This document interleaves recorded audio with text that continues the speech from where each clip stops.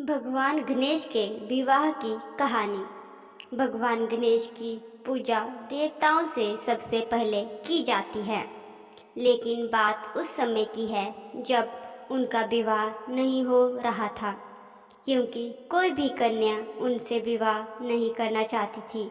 क्योंकि एक तो गणेश जी का सिर हाथी का था और उनकी एक दांत भी टूटी हुई थी, इसलिए कोई भी कन्या उनसे विवाह करने के लिए तैयार नहीं हो रही थी।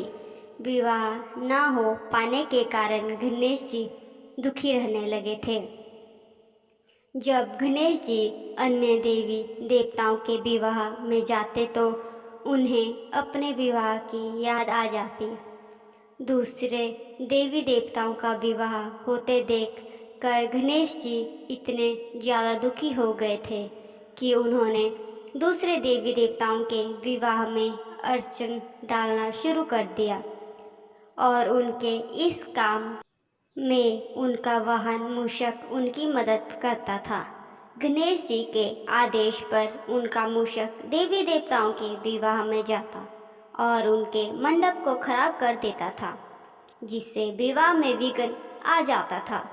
गणेश जी और मूषक की इन शैतानियों से सभी देवी देवता परेशान हो गए थे। इसलिए सभी ने महादेव यानी गणेश जी की माता पिता के पास उनकी शिकायत के लिए गए, लेकिन शिव जी के पास भी इस समस्या का कोई समाधान नहीं था। इसलिए वह देवताओं की कोई मदद नहीं कर पाए।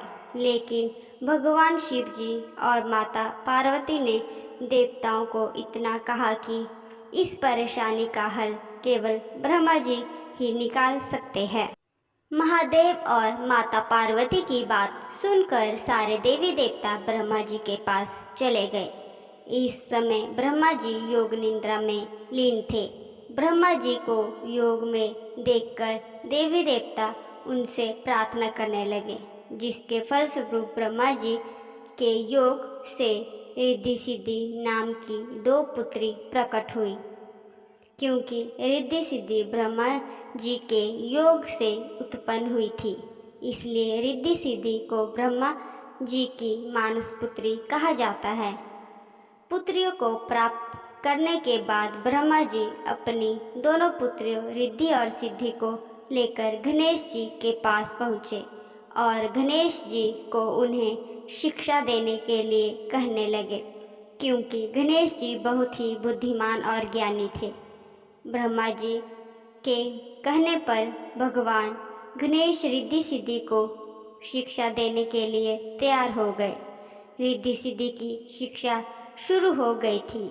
इस बीच जब भी उनका बदमाश मूषक किसी देवी देवता के विवाह में अड़चन डालने के लिए गणेश जी को उनके विवाह के बारे में बताने के लिए आता तो रिद्धि सिद्धि स्वांग रच कर हमेशा मूषक को भगा देती थी, जिससे देवी देवताओं का विवाह बिना किसी विघ्न से पूरा हो जाता था।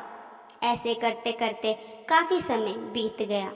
एक दिन गणेश जी को पता चल गया कि रिद्धि सिद्धि के कारण ही देवी देवताओं का विवाह बिना किसी अड़चन के पूरा हो रहा है।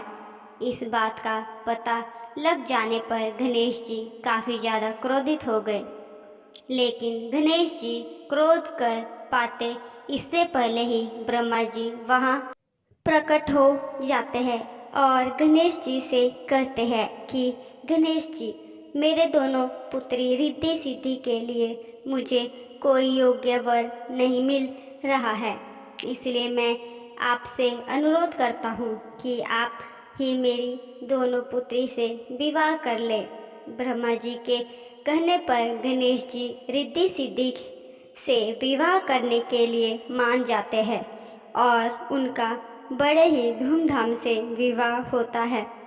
ऐसी मान्यता है कि गणेश जी के रिद्धि सिद्धि से 2 पुत्र हुए, जिनका नाम शुभ और लाभ है। आपको हमारी कहानी कैसी लगी ज़रूर बताएं और लाइक और सब्सक्राइब करना ना भूलें। धन्यवाद।